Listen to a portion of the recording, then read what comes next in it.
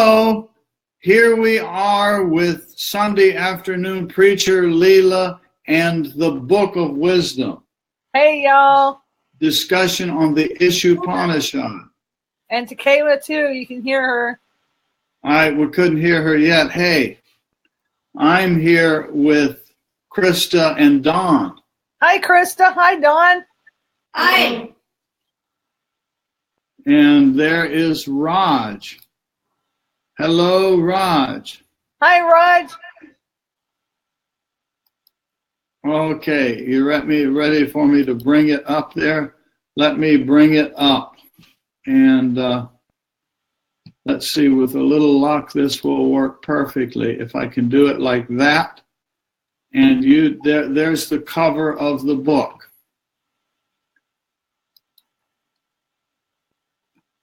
And Peacock feathers there. And there are those peacock feathers. There's the peacock feathers, and there's the Swami Rama, and there's the title page. I don't recall if in this front matter there's much of anything of interest or value. There's the contents. And here is the preface. I guess we want to go through the preface, huh? Looks like it could be useful. It may be useful. The Vedanta philosophy, through the Upanishads, emits rays of light that have shone bright and clear for thousands of years. In the West, we are coming late to realize that this ancient source of light can not only bring enlightenment to the true seeker, but it can also shed light upon our own scriptures, which talk of the same light which lighteth every man coming into the world. And that means all y'all, not just the man. Hello, Anjan. Hi, Don and his royal posture on the couch. Yeah, he's on the other couch because Krista took the other couch. So I got one over here and one over here. And they're both in royal postures. Hi, Johnny. Hi, John Leonardo. And hi, John. We have a John and a Johnny. And anyway. How rich with meaning is the Upanishad as interpreted in his Book of Wisdom by Swami Rama of the Himalayas! Exclamation point. I don't remember who wrote this. We'll find out together who wrote this preface. We of the West pride ourselves in being doers, and our lives are often frittered away in senseless progression of projects. We are builders and innovators without equal, but we are also ridden with unparalleled degree of anxiety and tension. One of our poets says, "Why build these cities glorious if man unbuilded goes?" Unless we learn how to relax, to let go, to free the mind from its continuous concentration on things at the circumference of life, there is little hope for true enlightenment. Hi, Terry. Violet. Hi, Terry. Eileen. Hello, Eileen. I have seen Swami Rama transform the lives of throngs of people through his articulation and demonstration. Oops. Demonstration of the techniques so clearly outlined in his Book of Wisdom. To the Eastern seeker, sadhaka, may I congratulate you for being part of a culture that has produced such sublime works as the Upanishads and such enlightened teachers as Swami Rama to interpret them. And to the Western truth seeker, may I commend to you this inspiring book, the Book of Wisdom. It contains words of great knowledge made relevant for modern times in the East and West by a master teacher. It is obvious that no lecture or series of lectures and no single book or library of books can carry one along the path of enlightenment, sadhana. All these may show him the path, but growth along the path depends on personal commitment and discipline. As Shakespeare says, therein the patient must minister to himself. That means you all got to be your own preacher. Oh, darn. But there are guideposts to be seen if we have eyes to see, and there are encouraging voices to be heard if we have ears to hear. And those weren't the ears. If you are looking for directions in your quest, Swami Rama and his Book of Wisdom may be a helpful beacon light on your way. Reverend Eric Butterworth. There you go. And here is the introduction. The Ishopanishad, one of the shortest of the Upanishads, is also one of the most profound. Like other great texts of the Vedic tradition, the Ishopanishad is an integrated and comprehensive treatment of spirituality, psychology, epistemology, and practical guidance for personal and social improvement. It contains not only an explanation of cosmic and personal consciousness, illusion and reality, ignorance and knowledge, but it also concerns itself with the practical application of spirituality and the preparation for one's final journey. In this discussion of the Ishopanishad by Swami Rama, we come to understand that there is a necessary compatibility between the spiritual and the practical in life. Written in the philosophical and poetic imagery of the ancient tradition, the Ishopanishad is often quite difficult for Westerners to understand. But in this commentary, Swami Rama has brilliantly illuminated the profound insights it contains. A master yogi in a long line of eminent teachers and rishis, Swami Rama is also a spiritual successor to the great Shankaracharya, India's greatest philosopher and yogi.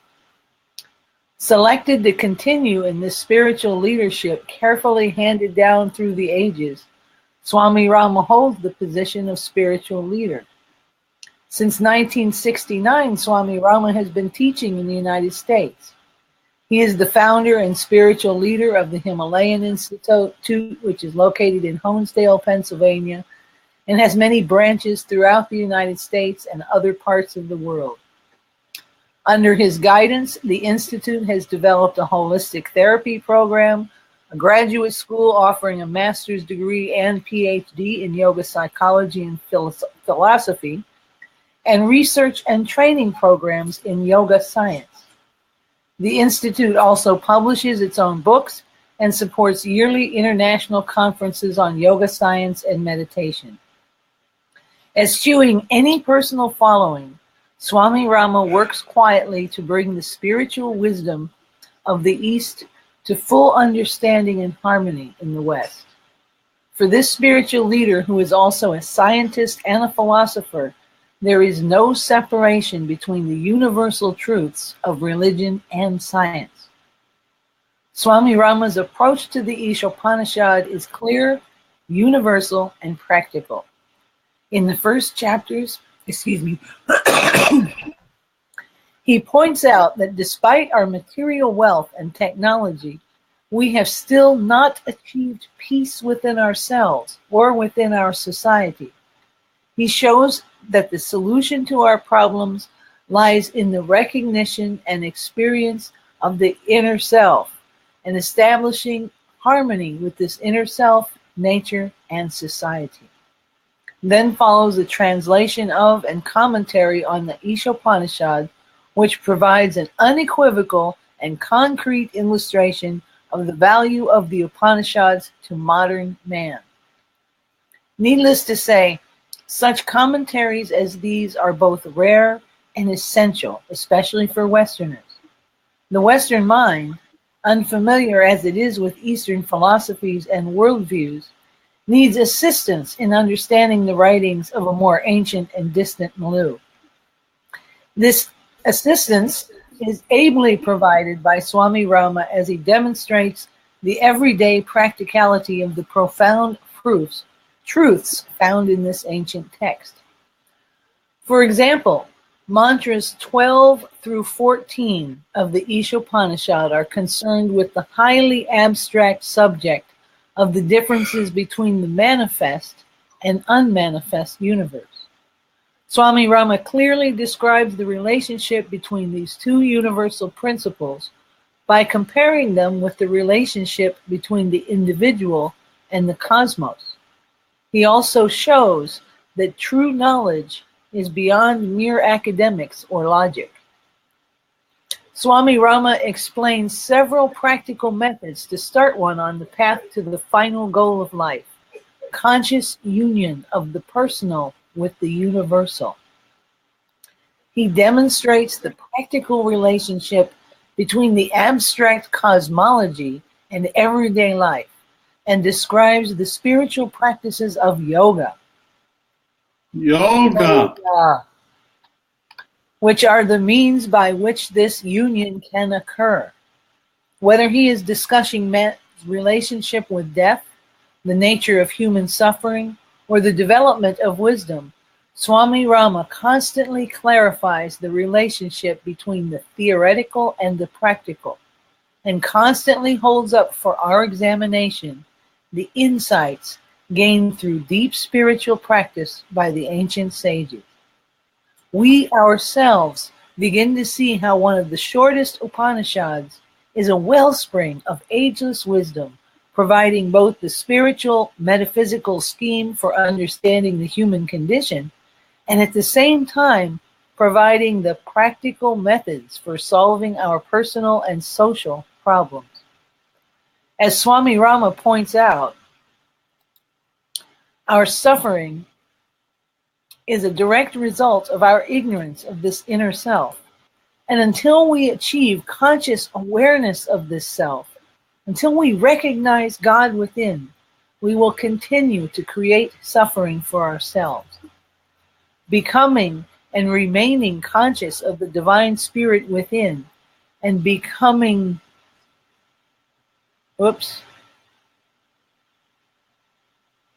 non-attached to the world leads to the realization of the universal truth and the resolution of the partial horror of the human condition. In his first letter, St. John reminds his fellow Christians that they can overcome adversity and false knowledge because, quote, you are from God and you have in you capital O1, who is greater than anyone in this world, unquote. In all great religious truth, there appears the one universal truth of God within as the source of all power and wisdom. In his remarkable vision and understanding, Swami Rama leads the readers to see that we have only to become human. We already are God. There we go. All righty. Let me take that out. That's the introduction. There we go. And I will put in, with a little luck here, I will put in chapter 1 momentarily, okay? Here we go. There you go, preacher. Chapter 1, Book of Life. This life stands between the two ends of birth and death. Our life, emerging from behind the curtain of the unknown, exhibits itself for some time to this manifest world, and then makes its exit, merging with the unknown again. This life is like a manuscript which has lost its pages in the beginning and at the end. One who seeks to find these missing pages is called a philosopher, and the search for them is known as philosophy. Life is not confined to only what we see or know of it in the present. Who are we? From where have we come? Where have we to go? These are the questions that press for an answer. Materialists who idolize only the gross intellect and pleasures call this life a mere chance event and preach the doctrine of eat, drink, and be merry.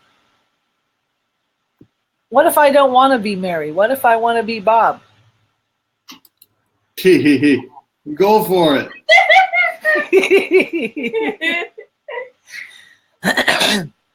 Considering this life as a chance event, they regard the gratification of animal desires as the only aim of existence. In the world of today, man stops at nothing in his striving to satisfy the wants of material existence. There's a mad rush of competition among individuals, families, societies, and nations to beat others in furthering material comforts and luxuries, as if there's a winner and losers. We all win or we all lose. It's one world, one planet. While striving to achieve the maximum of material comforts, man is still restless and unhappy. He's been yearning for the achievement of happiness and the extermination of pain since the beginning of creation. Call the exterminator, I have pain. If only it were so easy. But I think sadhana is the answer.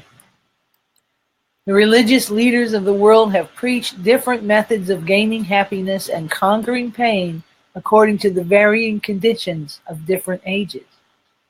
All these methods were right and proper for their respective times. Great sages, yogis, prophets, and thinkers of the past have left us a sacred heritage of culture, philosophy, morality, and scripture. All this is worthy of adherence. There is no room for any doubt here. Yet, let there be no futile discussion about the past. The problems before us do not belong to our ancestors.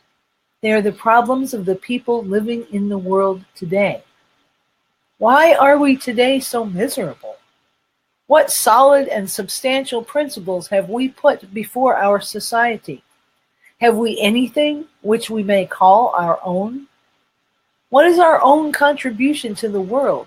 What new system of philosophy have we produced? What is the philosophy of our life today? Is there anyone who can answer these questions? In addition to such questions, man today faces some very new problems. There is a world of difference between the man of today and the man of the past, between the conditions prevailing today and those prevailing in the past, between the social systems of today and the social structures of the past. Man's problems have greatly multiplied and are now much more complex than in any past age.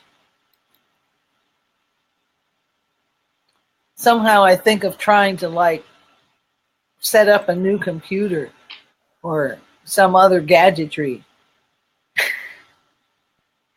Didn't have to worry about that before, huh? Have to worry about that, and now everything just keeps getting more instructions and more gadgets and more apps and more this.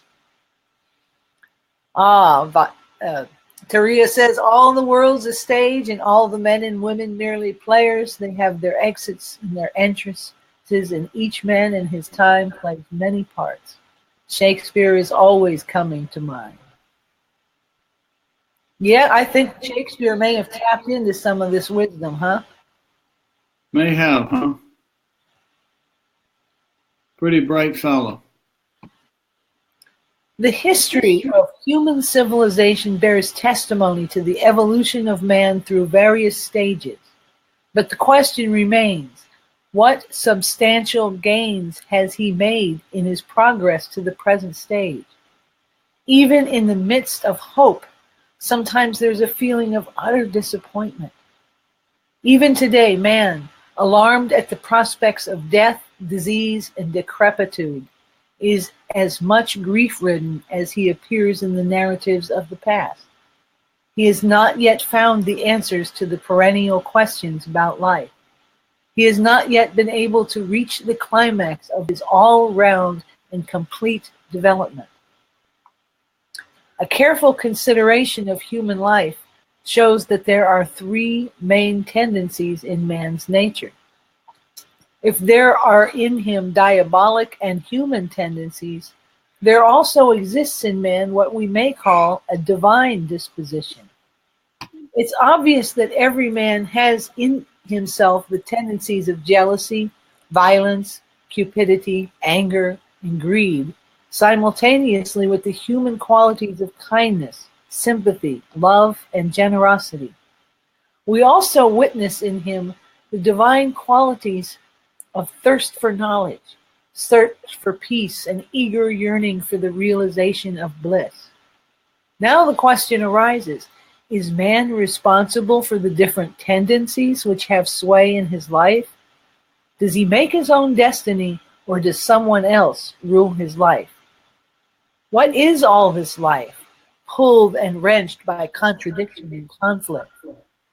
For every thoughtful man, his own life stands as a great unanswered question. And then I just see the question mark in the circle chart. Which there is one right up on the wall behind me there. Let's see, can I point to it? Right? I have one right there, just off the screen. There it is. It's my finger, but you can't really see it. You got mine, though. There you go. Yep. Where can we find the answers? To what laboratory must we go? What should our field of enquiry be? Indian thinkers, philosophers, and sages have declared that in order to learn the art and science of life, we have to enter the laboratory of our own life. Thus, your laboratory is hidden in the depth of your own being. The glorious Vedanta philosophy of India presents scientifically considered methods of solving the riddles of life, and thus leads us in the search for life and life's truth, with a capital T. How strange is it that man should wander here and there in search of himself? We have forgotten the discoveries which formed for our ancestors the basis for realizing the truth of life. We have advanced in a direction where there is neither permanent happiness, nor peace, nor joy. Is there any cure? Yes, we get a ray of light from our scriptures, particularly the science of the Upanishads. The wisdom of Vedanta is eternal. It is a fountain of everlasting joy. The solution to all our problems lies hidden in the wisdom of the Upanishads. What I mean to say is that in spite of a deep sense of life's imperfection and insufficiency, we can ascend in our consciousness and in our being to the higher steps of evolution. Human life is superior to the mineral, vegetable, and animal levels of existence because man has the power of discrimination. Discrimination means that man can distinguish and envision things not immediately present to his senses. He can foresee the results of various actions, thoughts, and desires, and choose what is best. The power of discrimination is the means which can lead man to higher stages of evolution. Some men lead an animal life, some a divine life, and others are in between. The stream of human life is constantly flowing onward in search of the infinite. All around the world and in this life, we experience motion and vibration. It seems as though the stream of consciousness were ceaselessly flowing and carrying with its flow all the relatively dead matter. Everywhere, there seems to pervade an existence which, though ever active, remains unknown. Someone has rightfully observed that it is human nature to try to discover the secrets of life and manifestation, and no thinking man can remain aloof from this quest. birth, life, and death, these have remained unsolved riddles for us. They do not yield their secrets to everyone. Rare and fortunate is he who is able to discover the secrets of birth, life, and death. Yet no thinking man can help pondering over these things. So long as man's thirst for knowledge is not satisfied, and so long as he does not get a satisfactory explanation to his queries, he will ceaselessly continue to ponder over the problems of birth, life, and death. The truth cannot be ignored. How man was born. In Sanskrit literature, every word indicates its root. This is not so in other languages. For example, take the English word birth. The word itself does not indicate its root meaning. Generally, people make a mistake in understanding this word. By giving an exposition of 3 words, I will try to explain what birth is and its real meaning. These 3 words are janma, birth, utpatti, appearance, and shristi, creation. These 3 words explain our life. Consider the word janma, birth, of the Sanskrit language. The word is derived from the root jan, which means coming forward or becoming known. That is to say, what was hidden from us has now appeared before us. The word utpatti is derived from the root pad, which means to rise above and appear. In other words, what was covered has now come and is open to view. The 3rd Sanskrit word is shristi. It is derived from the root shruj. Shruj. It's hard, there's no vowel there. Yeah. It means that which was hidden inside has come outside. Our birth is not a new or chance event. We come from the unknown to the known, from a subtler world to this grosser one. This means we exist before birth. At birth, we come from the unmanifest to the manifest world, and then at death, again, pass into the unknown. We existed before, and we shall exist hereafter. Our birth is not an accidental event. We come from the subtle to the gross world just as a hidden thing appears from behind a screen, or just as a seed develops into a tree. Whatever we bring from our past is called our fate, karma. This means our accumulated past actions in the form of subconscious impressions predisposing us in certain ways, come with us in the flow of our life. We are the performers and masters as well as the sufferers of our own actions. We alone are the makers of our fate. People who understand the law of karma know that we alone are the cause of our life, death, and salvation. To the question of why we are who we are, we get the answer. We are as we have made ourselves. We are the outcome of our past. In birth, we have passed from the subtle to the gross world.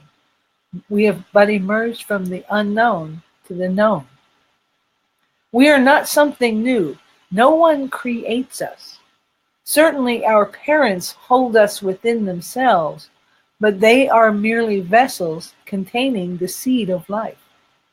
Human life, divided into past, present, and future, can be compared to an archer who has shot some arrows.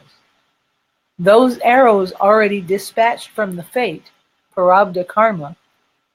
Those all arrows already dispatched form the fate, prarabdha karma. Such arrows cannot be called back. The arrows still lying in the quiver constitute the accumulated actions, sanchita karma. The actions yet to be undertaken, kriyamana, are like arrows which we have yet to shoot toward the target, which is perfection. And if you have not seen it, Matri makes a beautiful animation of those 3 arrows in the course on Karma Yoga. So if you haven't seen it, take a look at it. Maybe I'll go retrieve that part and post it in the group for us so we can look at that video. Just a thought. That would be cool. Yeah. We have been trying to hit our target for centuries, but all our efforts have been in vain. If we should fail in hitting the target, we must pass through the rounds of birth and death again and again. While a fortunate few have achieved their goal, the problems of mankind yet remain to be solved. The real essence of the great religions of the world is still to be made an essential part of education for the common man, in a method available to all. The divine knowledge of the Upanishads presents us with a systematic and methodical approach to gaining the gaining of our object, perfection. Bullseye. Bullseye. It also provides a beautiful and intelligible interpretation of the secrets of life and death. The paramount problem before human life is to be free from all misery and pain. Everyone proceeds on the path of duty in his everyday life in order to overcome suffering and achieve happiness. We are all pilgrims on the same path. All the currents are flowing toward the same ocean. We are all in want of gaining happiness which no pain may touch. The philosophy of life starts from this point. Is it not a fact that whatever we do for the sake of getting joy and happiness? But alas, we fail miserably to achieve the kind of happiness for which we ceaselessly strive. Uh-huh. Oh my, what a picture is being painted here. Oh my. All righty. Tell a nice little story. Give me a moment to call up the next one, okay? Okay. All righty. Preacher is going to tell some motivational, inspirational something. That's right. I've got you on the camera there.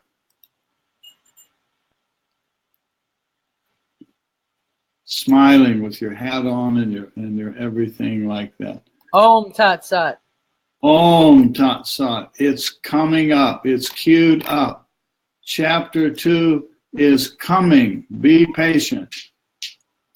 It will be there momentarily.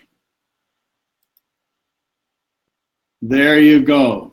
You got it? Chapter 2, Search for Life. Between 2 endpoints, called birth and death, is a span we call life. But in reality, this span forms only a small fraction of our life. The totality of life is hidden beyond the points we call birth and death. Due to ignorance, we take this small portion of life before us to be the whole of life, but it is not so. This life is like an iceberg, apparently floating on the surface of an ocean. A very small portion of this huge icy rock is visible to the eye. A far greater portion is concealed beneath the surface. From a distance, it appears as if a small piece of ice were floating on the surface, but a close and careful examination reveals that it is only a fraction of the whole. This small portion is the manifested portion of the whole, manifested and exposed portion. By far the greatest portion of the iceberg is hidden in the depths of the unknown. It is exactly the same with our life. Between birth and death, there is only a very small known and manifested fraction of the totality of life. An infinitely larger portion is hidden in the unknown and unmanifested. Our real self is not confined to the manifested alone. We are not so small and insignificant. A thoughtful study helps us to realize that life is a grand thing, though we have forgotten its greater part. Knowledge of the manifested part of life alone cannot give us an understanding of the totality of life and the secrets of birth. Therefore, we must also know the unmanifested part of life. When we gain knowledge of this unknown, many of our problems are solved and our queries satisfied. This is all I want to tell you about the mystery of birth and life. The great problems that seem to obstruct our progress and defy all solution are the outcome of our error and ignorance. Well, that doesn't sound permanent, does it? Error. No. Sounds temporary. Yeah. Our well-being is possible if we can discover the aim of life and know how life can be improved. But nobody seems to have any time to ponder over these important questions. How do we waste our valuable time? 1/4 of our life is passed in sleeping, 1/4 in eating and drinking, 1/4 in games, sports, and recreation, and the remaining 1/4 is spent in celebrations on the occasions of joys and sorrows. Truly, no one can help a man who is immersed in ignorance. So long as man remains in the darkness of ignorance, he will continue to wander restlessly. Who can liberate such a man? Our problems are of our own making. What we call pain and suffering is our own creation. We are our own enemies, though we can be our own friends too. If we are incapable of making ourselves happy, if we cannot be our own friends, no power on earth can accomplish our salvation. The liberation of self is possible through the soul itself. If we forget the nature of our real self, no scripture, no preacher, or yogi, spiritually perfect man, can give us anything. We walk the path of life somewhat absent-mindedly. We experience bitterness because we act ignorantly and because we neglect our capital S self. The responsibility for all of our pains, sufferings, and ignorance lies with us and us alone. The world to which we have come is only a stage in the journey of the larger life, before birth and after death. The object of a traveler cannot be achieved by sticking fast to any one stage of his journey. It is only moving forward that results in evolution. We will have to move forward. To move forward means to make progress. One whose march is obstructed, or one who stops on the way, fails in his development. This is the law. Here in this world, we are as a sojourner, a guest who is entitled only to stay a while in the guest house. Is it not so? We come and then depart. Whenever a wise man stays in a guest house, he does not develop any attachment to the walls and other things of the house, because he knows these things do not belong to him. If anyone acts otherwise, he cannot reach the end of his journey successfully. The source of endless troubles and obstructions on our journey is this attachment which we develop to our friends, relatives, and co-workers. An attitude of indifference and laxity toward the purpose of life is ruinous.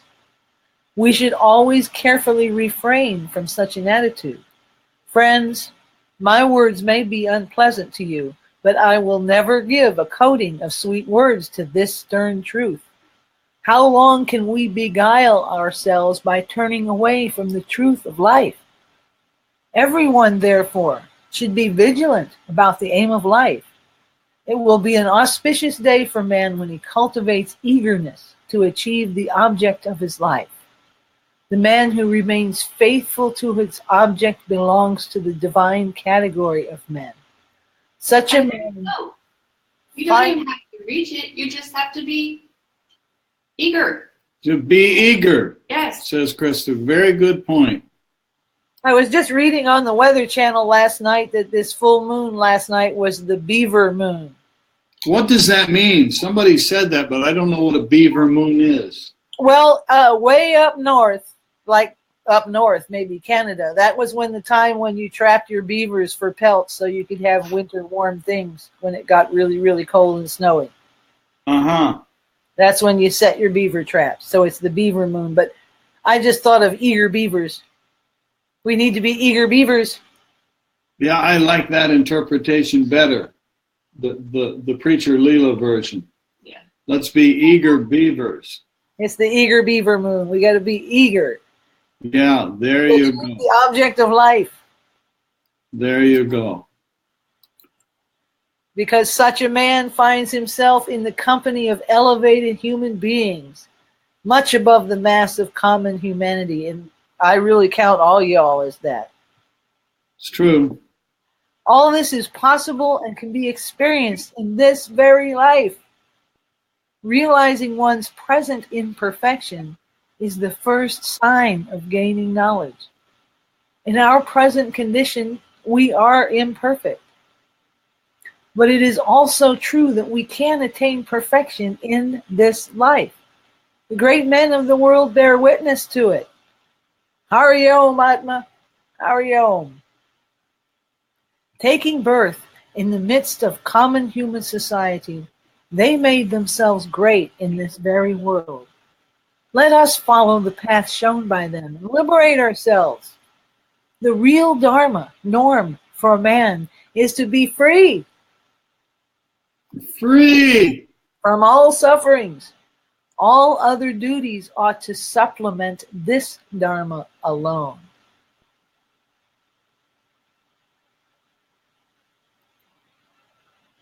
All I want for Christmas is my 2 front teeth, my 2 front teeth, my 2 front teeth. I'll bet that's what the eager beavers say. Yeah. They need front teeth to build their beaver dams. Eagerly. Eagerly. Free. There you go. Everyone wants to gain perfect joy and peace. We are all fellow travelers on the same path. Even if a common man is convinced of the aim of life and also fortunately finds at his disposal means to realize that aim, he cannot derive any advantage if he is indolent, lax, and does not practice. The first concern of man, therefore, is to give up indolence and carelessness. Without practice, we remain imperfect. Practice alone is required of us. It is seen in this world that by practice a child rises step by step to the standing position. The cause of our downfall is our lack of practice. Even if we know our purpose is to achieve that state free from pain, sorrows, and miseries, many do not know how to practice in order to obtain that purpose. If man learns a system of practice, which by correct use brings him to the attainment of his purpose, all the problems are solved. By mastering ourselves, we can make our circumstances favorable. And I missed that last line, Swamiji. We can make our circumstances favorable and we can achieve contentment. Contentment doesn't include anxiety and disappointment, does it now? No. In whatever circumstances you are, live as a sadhaka, a devotee or spiritual seeker. 3 things are absolutely necessary to be a spiritual seeker. First, to be ever wakeful and persistent in realizing one's aim. Second, to be careful about the right use of time.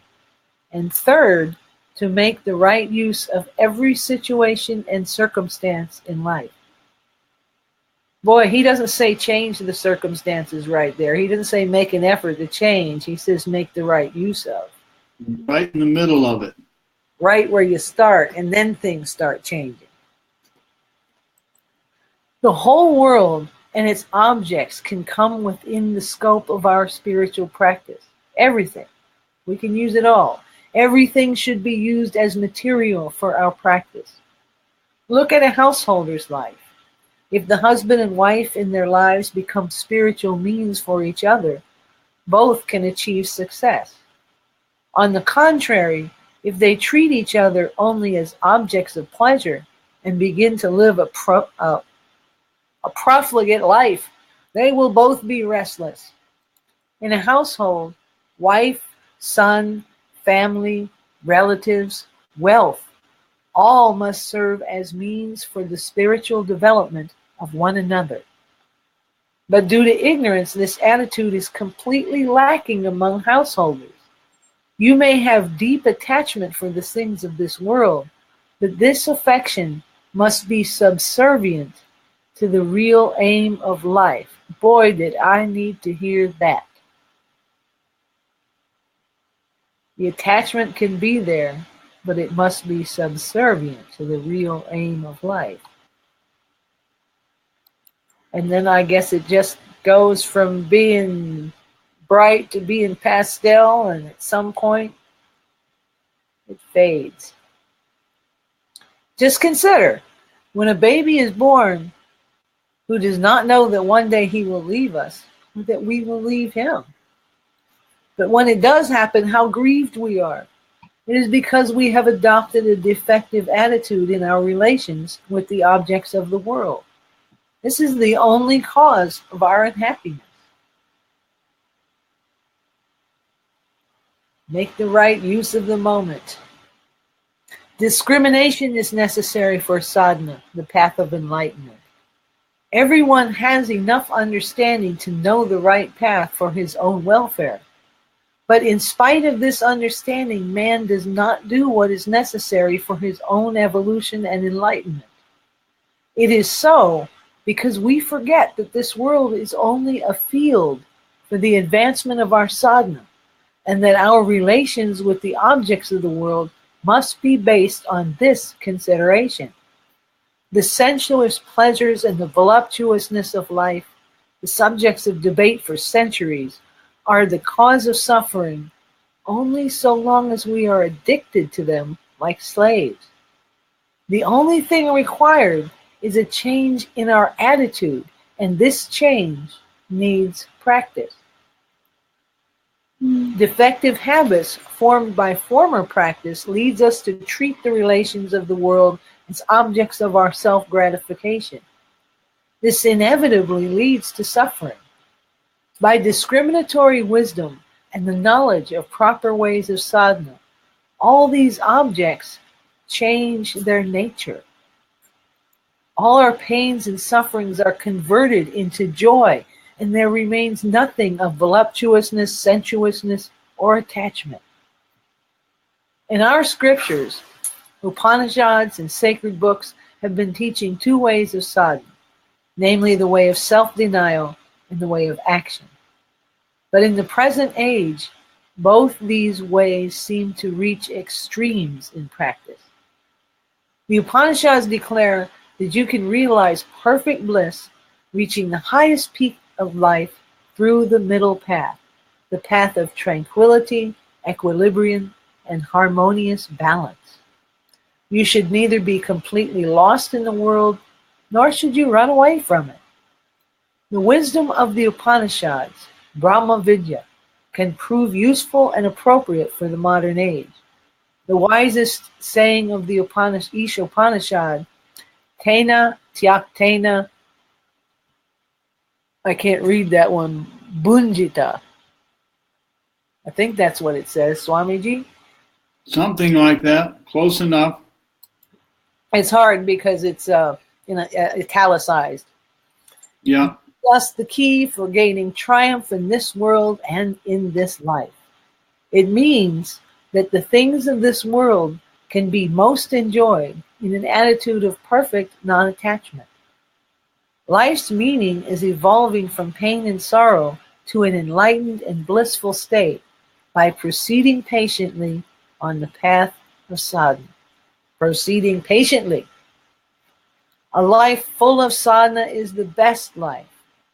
The man who wants to live as a slave of his sensuous desires alone suffers all the pains of life. It is one who lives as a yogi who truly lives. In order to enjoy the pleasure of life, one has to become a yogi. It is one thing to enjoy the pleasures as a yogi who has mastered pleasures. It is quite a different thing to be a slave of those pleasures. The first lives in the world yet remains above, like a lotus in water, and the second is flattened like a ball of clay. A man entirely given to pleasure seeking, a bhogi, can never be a yogi. But a yogi can live a life of conquest, going through the pleasures of the world and at the same time remaining unattached to them. Whereas a bhogi is a slave of pleasures, a yogi acquires mastery over them. A bhogi, a dissolute person, is all immersed in sensuous pleasure, and for him pleasure is the only purpose of life. A yogi uses every pleasure as a means of higher achievement. By spiritual practice, he changes the shape of pleasures, and thus enables and thus establishes a divine kingdom on earth. He does not feel the necessity of conceiving another heaven. A yogi is untouched by the struggles and circumstances of his life and is a conqueror, whereas a bhogi is only lost in pleasures. That's a good one. The yogi is untouched by the struggles and circumstances of his life. That doesn't mean there ain't no struggles. There's not? No. And how can you not have circumstances and be embodied in the gross plane? There's got to be circumstances. Come, let us proceed. Oh, wait a minute. Everyone is director of his life and can be truly its master. It's like leading the mind around instead of being dragged around by it. There you go. Come, let us proceed onward on the bright path of spiritual practice in the light of truth. Let none be in distress. Let us all, like brothers and sisters, enjoying equal rights, be compliments to one another. Let all find this well-being. May all be blessed. May all be blessed. May all be blessed. There you go. And I really mean that. Yeah. Let it all go. Atma says, Yogas Chitta Vritti Nirodha. That's the end of this section. Looks like a good place to pause here, don't you think, preacher? I think that we will all, like beavers, be eagerly awaiting the next episode. All righty. Let me see if I can quickly bring up for you the cliffhanger. We get a teaser? You want a teaser? You got it, preacher.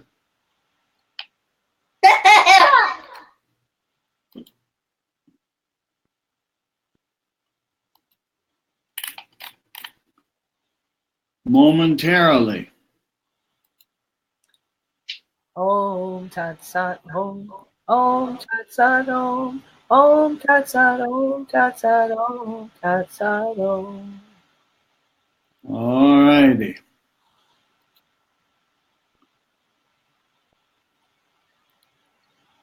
Momentarily, where is it? Here it comes for you, preacher. The triangle of life. The triangle of life. Our life from the standpoint of sadhana is like a triangle having 3 angles, and we'll find out more about that next week. More to come. Thank you, preacher. I arrived late. Marydell says I arrived late, but plenty of good stuff. Yep, there's good stuff. Maybe watch the archive. It said, thank you, preacher. You did a beautiful job of walking us through this. Good stuff. And and a good preacher, Leela, on a Sunday afternoon. So, to be continued. Next week, same time, same station, as the saying goes. Okay? Don't miss it. And if you do miss it, it will be in the archive, just like this. That's right. All righty. Thank you, Leela. Bye, all. Bye, all. Have a wonderful meditation, everybody. And remember, what we're looking for is to be found there in the silence at the end of the Om. Not new information. You all know that. But just go there and look and snoop around and enjoy the journey on the way. Okay? Okay, so Eagerly? Eagerly, says Don. yes, eagerly. Yes, and what do we have there from Johnny? We have I think it's little footprints. Little paw prints, yeah. Little paw prints. That's following the path. That's kind of cute. And maybe they're beaver prints. Follow the path inward. Beaver footprints? Huh? Yeah. Maybe the beaver footprints, huh? Anyway, they're little footprints. Good night, Eileen. Thank you for playing. Good night, all. Good night. In honor of our Dutch friends, Dewey Dewey. Bye-bye. Hey, hey, hey.